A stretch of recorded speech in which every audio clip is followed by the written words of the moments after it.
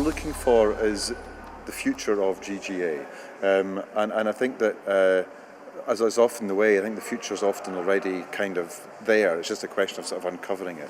So a lot, I think, of what I was doing was talking to different parts of GGA's network and really sort of listening to what people thought about them.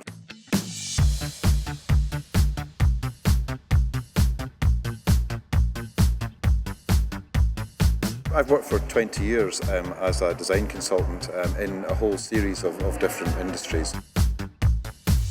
Glasgow's audiences decided to get me on board because they knew that the world round about them was changing a bit. It certainly has changed and moved on since they started.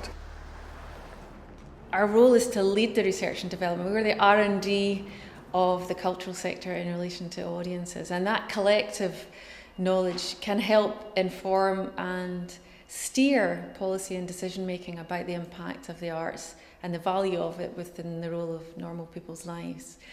But more importantly, that bringing together groups of people and building collaboration allows people to underwrite the risk of innovation. And that was another role for us about being the catalyst for a lot of the change. Where we put intelligence and we work with people to offer them that intelligence about their audience and create that change is the innovations that we're all seeking.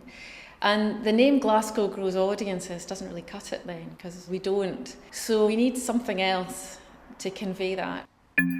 One of the key workshops was a workshop where I started to play back I guess a number of personas that were emerging for me in the conversations I was having with the broad range of stakeholders. And what was really very clear was that we don't grow audiences, you do. So what we had to do is identify exactly what it was that we offered our members and stakeholders and clients. And what we came to conclude was that really what we offered was intelligence at any point of the decision making in an organisation that led to the kind of innovations that you need to make in order to build greater engagement with an audience group. We knew that we needed something more than a design mark. We needed to go through a process of naming and finding a new name for the organisation that would express immediately the new values. Choosing your new identity is incredibly difficult, especially for a creative organisation like that. We were playing with words like catalyst and ignition and innovation and ballistic for a while. We all went ballistic for a while, which I think we kind of liked.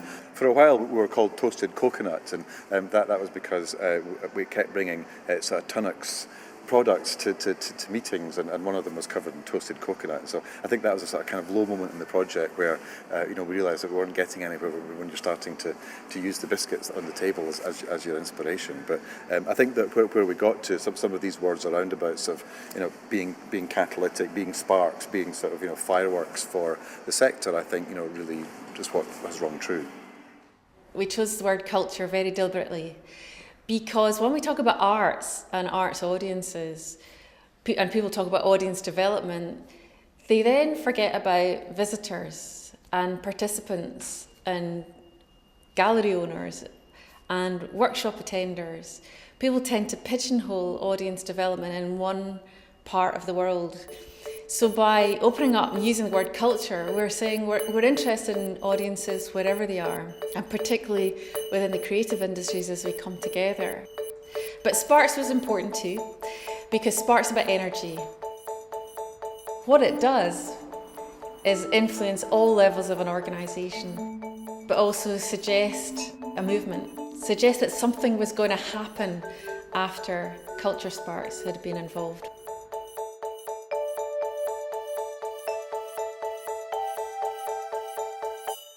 During the process, we recognised we needed to work with a company that could give us an independent view.